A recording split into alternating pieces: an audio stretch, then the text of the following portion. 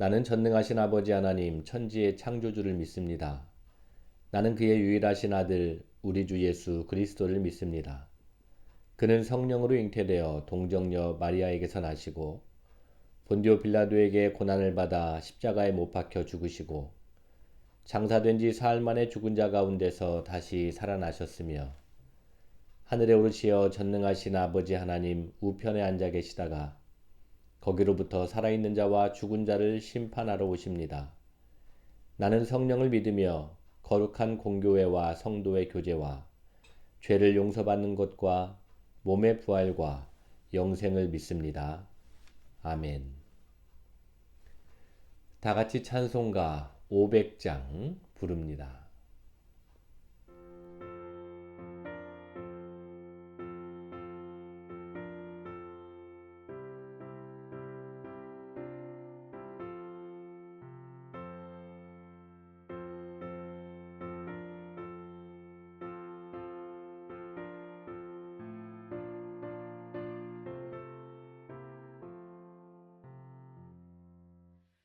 위에 생명줄 던지어라.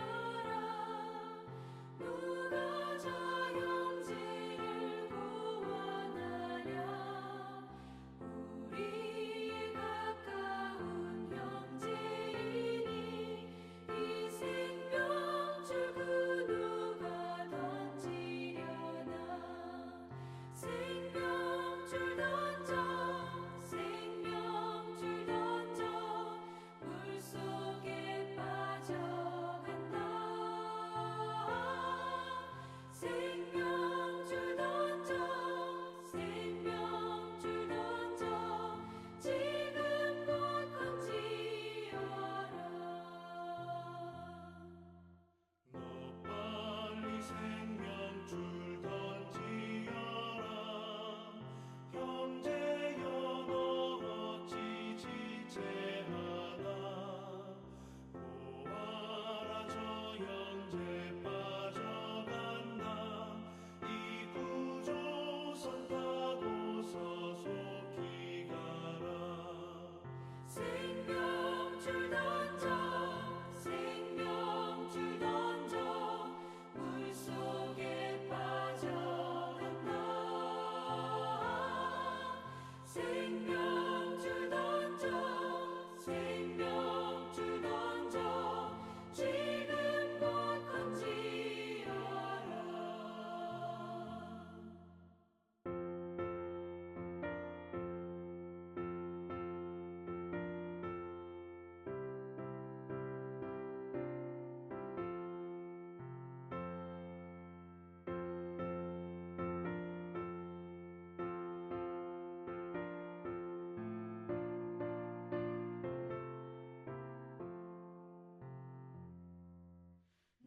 어서 생명줄 던지어라.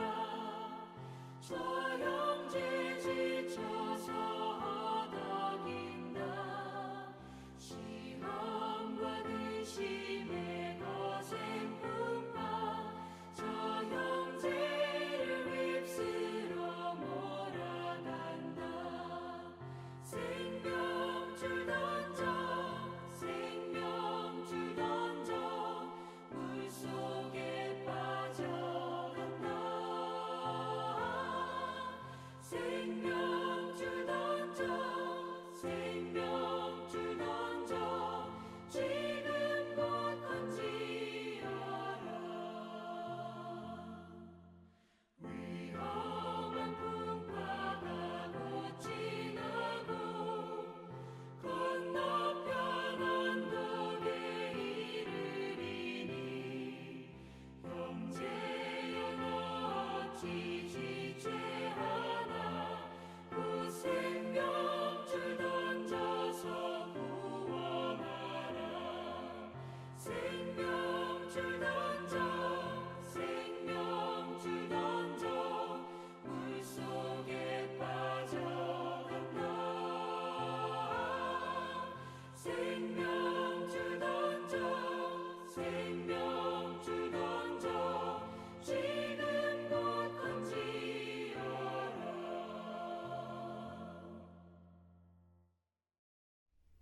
오늘 함께 나눌 하나님의 말씀은 창세기 39장 1절부터 6절까지 지난주와 같은 말씀 봉독합니다. 요셉이 이끌려 애굽에 내려가매 바로의 신하 친위대장 애굽 사람 보디발이 그를 그리로 데려간 이스마엘 사람의 손에서 요셉을 사니라.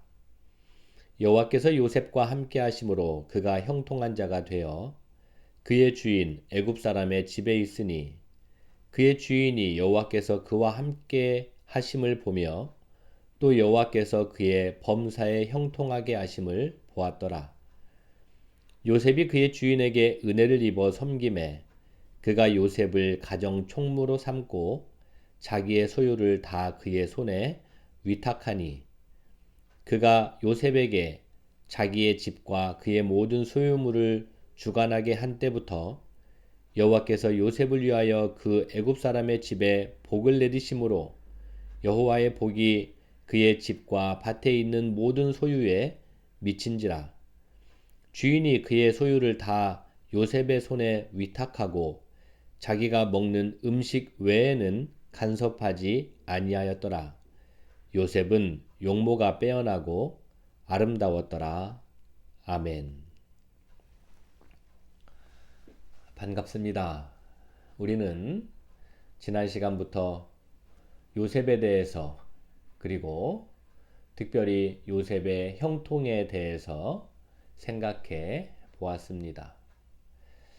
그 중에 꼽은 첫 번째 이유는 요셉이 형통할 수 있었던 것은 주변을 감동시키는 삶을 살았다는 데에서 찾았습니다. 오늘 이에 대해서 좀 더 생각해 보려고 합니다.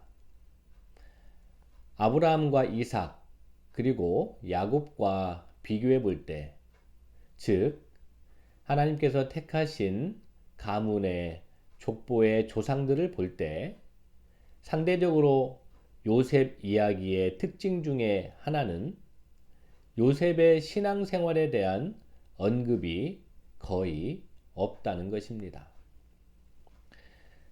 아브라함과 이삭과 야곱과는 구별되게 요셉이 어떤 제사를 드렸다는 혹은 기도하는 이야기나 하나님께서 요셉에게 무슨 말씀을 하셨다는 이야기 등에 대해서 성경은 침묵하고 있습니다.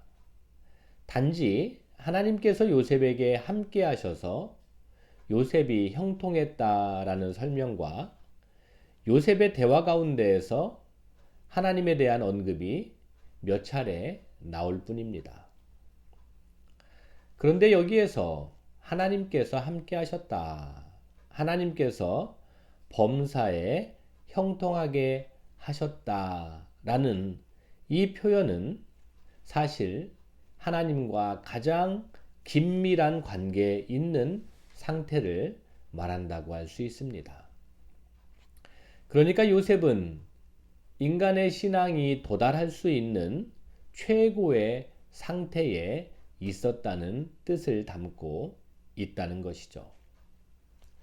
그런데 이런 고차원의 신앙의 상태에 놓여 있는 요셉에 대해서 말씀드린 것처럼 성경은 제사 혹은 예배, 그리고 기도 내지는 하나님과의 만남, 하나님의 음성 등과 같은 구체적인 신앙 행위에 대한 언급은 전혀 없습니다.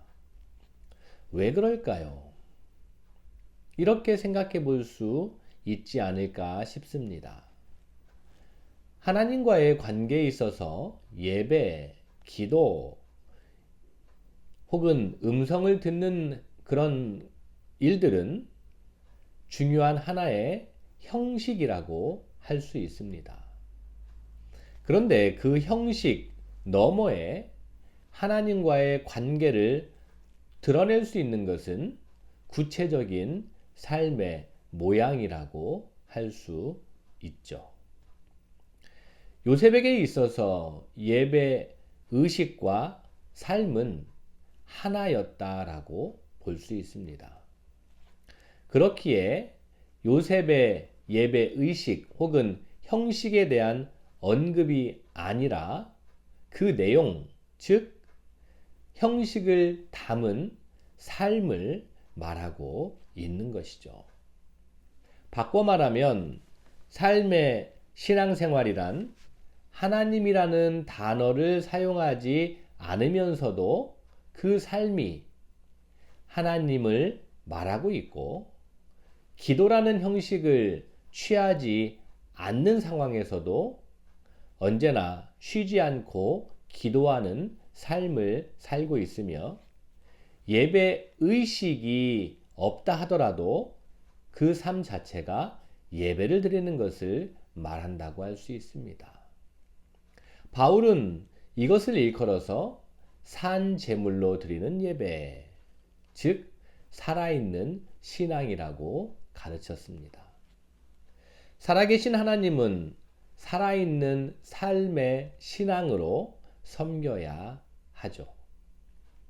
요셉의 이야기는 이와 같은 신앙, 즉 그 삶으로 하나님을 보여드리고 하나님을 믿는 신앙을 보여주는 선교를 살았던 것입니다. 말이 아닌 삶으로 보여주는 이 선교는 사람들에게 자연스럽게 감동으로 다가가게 되어 있죠. 하나님의 의도는 당신을 믿는 사람들을 통해서 하나님 당신을 보여주시려는 그러한 보여주는 선교에 있습니다. 보여주는 선교는 보이지 않는 하나님의 보이는 형상이 되는 것입니다. 그러기에 요셉의 이야기는 결국에는 보여주는 선교의 표본이라고 할 수 있습니다. 그러면 요셉은 어떻게 이런 보여주는 선교가 가능했을까요? 이것도 단순한 원리로 생각해 봅시다. 누군가가 어떠한 일을 함께 하려면 서로 마음부터 맞아야 하죠. 마찬가지로 하나님의 일을 하는 사람도 먼저 하나님의 마음과 일치해야 합니다. 이 마음의 일치는 같은 관심사에서 출발하죠. 하나님의 일을 하려는 사람은 하나님과 그 관심이 일치가 되어야 합니다. 그러면 여기에서 하나님의 최대 관심사가 무엇인지 생각해 보아야겠죠. 그 하나님과 어떻게 관심의 일치가 일어날 수 있는지도 생각해 보아야 합니다. 그러기 위해서는 요셉의 애굽에서 어떻게 살았는지 잠시 돌아가서 살펴보아야 합니다. 애굽의 종으로 팔려간 요셉의 주변에 있는 사람들은 사실 하나같이 요셉과 비슷한 처지에 놓인 사람들이었습니다. 요셉처럼 돈에 팔려서 노예로 전락한 사람들, 전쟁포로로 노예가 된 사람들, 태어날 때부터 신분이 노예인 사람들, 가난과 생활고 질병 등에 시달리고 있는 밑바닥 계층의 사람들. 이들을 가리켜서 그 당시에는 하비루라고 불렀습니다. 히브리와 동의어인 이 하비루는 종족의 개념이 아니라 사회 계층의 개념이죠. 요셉이 이런 하비루들에 대해서 불쌍한 마음을 가지고 있었다라는 것은 요셉의 총리사역 결론에 해당되는 창세기 47장 23에서 24절에 잘 나타나 있습니다. 제가 봉독하겠습니다. 요셉이 백성에게 이르되 오늘 내가 바로를 위하여 너희 몸과 너희 토지를 샀노라. 여기 종자가 있으니 너희는 그 땅에 뿌리라. 추수의 5분의 1을 바로에게 상납하고 5분의 4는 너희가 가져서 토지의 종자로도 삼고 너희의 양식으로도 삼고 너희 가족과 어린아이의 양식으로도 삼으라. 요셉이 총리가 된 이후에 그리고 그의 총리의 사역을 다 마친 후에 백성들에게 한 이야기입니다. 애굽의 백성들을 향한 불쌍하게 여기는 국률하게 여기는 마음을 가졌던 이 요셉은 80%를 돌려주며 종자와 양식으로 삼게 하는 정책을 폈던 것이죠. 하나님의 일을 하는 데 있어서 불쌍히 여기는 마음은 대단히 중요합니다. 왜냐하면 죄에 지배받으며 비참하게 죽어가는 인간들을 향한 하나님의 마음이 곧 불쌍히 여기는 마음이기 때문입니다. 여호와라는 이름의 뜻을 현대어 성경 출애굽기 34장 6절에서는 이렇게 표현하고 있습니다. 불쌍한 사람을 한없이 측은히 여기며 가난한 사람을 보면 가슴 아파 견디지 못하는 하나님. 이처럼 여호와 하나님과의 관심이 일치했다라는 것은 바로 다름 아닌 불쌍히 여기는 마음이 있었다라는 것입니다. 그런데 이 불쌍히 여기는 마음은 사실 특별한 사람에게만 있는 그러한 특별한 마음이 아닙니다. 보편적으로 누구에게나 동일하게 있는 마음이죠. 단지 이 마음을 얼마나 지속적으로 가지고 있으며 그것을 행동으로 옮기느냐의 차이가 있을 뿐이죠. 하나님의 일을 하는 하나님의 사람은 누구나 이러한 마음을 품을 수 있습니다. 진리가 진리이기 위해서는 누구에게나 해당되어야 되겠죠. 하나님의 일은 특별한 사람들의 전유물만이 되어서는 안 되지 않겠습니까? 따라서 하나님의 일은 불쌍히 여기는 그 마음에서부터 출발합니다. 애굽에서 종살이를 시작한 요셉, 그의 주변에는 온통 불쌍한 사람들 뿐이었습니다. 그러면 이런 불쌍한 사람들을 위해서 요셉은 무엇을 할 수 있었을까요? 사실 할 수 있는 게 별로 없었을 것입니다. 자기 자신도 노예에 불과한데요.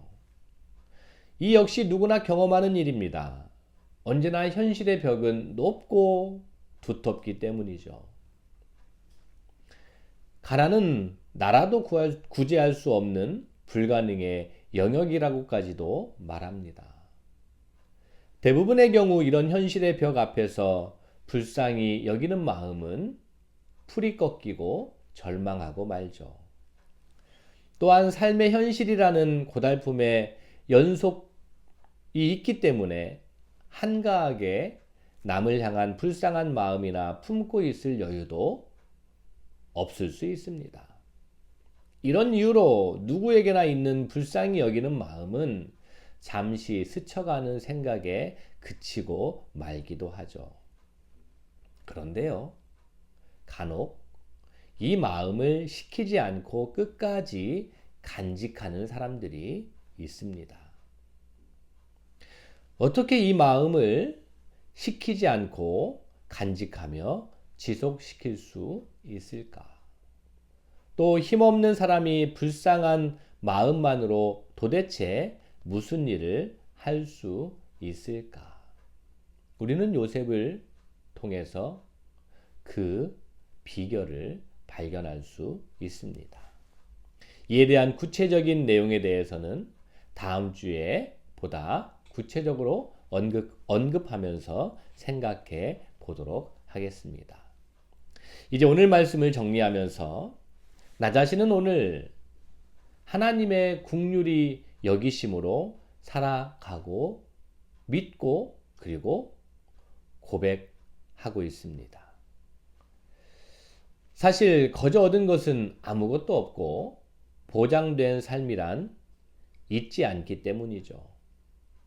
숨 쉬는 것도 걷는 것도 웃을 수 있는 것도 그리고 따뜻한 집과 가족과 친구들이 있다는 것이 모두 다 하나님의 긍휼히 여기시는 마음, 그 은혜라고 믿고 감사를 드립니다. 동시에 하나님의 은혜라고 믿고 감사를 드리면서 바라고 원하기는 우리도 동일한 하나님의 사랑하는 피조물들을 향한 불쌍히 여기는 마음, 그 지경이 지속되고 넓혀지면 좋겠습니다. 긍휼히 여기는 마음, 불쌍히 여기는 마음, 안타까워하는 마음, 우리 모두 누구에게나 있는 그 마음을 잊어버리지 말고 따뜻한 마음으로 세상을 바라보고 녹여낼 수 있는 넉넉한 믿음의 소유자들이 되기를 바랍니다. 끝으로 저는 믿습니다. 불쌍히 여기는 마음은 예나 지금이나 변함없으신 알파와 오메가 되시는 여호와 하나님의 마음과 일치하기 때문에 자신의 형편에서 그 마음을 발현시키는 삶을 하나님은 분명히 기억하시고 축복하신다라고 믿습니다. 우리 양무리 믿음의 식구들 모두에게 이 믿음이 굳건하게 자리 잡혀서 더욱더 따뜻한 사랑을 전하는 그런 복된 인생들이 되시기를 주님의 이름으로 간절히 축원합니다. 주님 가르쳐 주신 기도하심으로 창세기 55번째 시간을 모두 마칩니다. 고맙습니다. 하늘에 계신 우리 아버지, 아버지의 이름을 거룩하게 하시며 아버지의 나라가 오게 하시며 아버지의 뜻이 하늘에서와 같이 땅에서도 이루어지게 하소서. 오늘 우리에게 일용할 양식을 주시고 우리가 우리에게 잘못한 사람을 용서하여 준 것 같이 우리 죄를 용서하여 주시고 우리를 시험에 빠지지 않게 하시고 악에서 구하소서. 나라와 권능과 영광이 영원히 아버지의 것입니다. 아멘.